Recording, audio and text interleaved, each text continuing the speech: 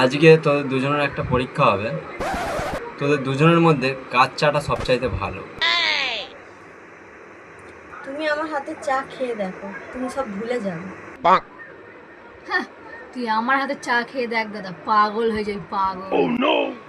ওই, আমি ভুলতে আর পাগল হতে চাইনি, ঠিক আছে? আমি দেখতে চেয়েছি তোদের দুজনের মধ্যে কে সবচাইতে ভালো চা বানায়। চাটা বানিয়ে আনছি, দেখো। আমিও যাচ্ছি, দেখি কার চাটা ভালো হয়। দেখো, 5 স্টার হোটেলকেও হার মানিয়ে দিয়েছি, খেয়ে সব ভুলে যাও।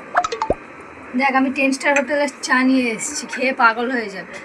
দেখ, আমি চা খেয়ে কিছু ভুলতেও চাইনি আর চা খেয়ে আমি পাগলও হতে চাইনি, ঠিক আছে? তোরা তোদের চা রাখ, আমি আমার দোকানে যাই, গিয়ে খেয়ে আসি। ওখানে আমি পাগলও হবো নি, মারও খাবো নি। তাহলে চাটা কেন বানাতে বললি?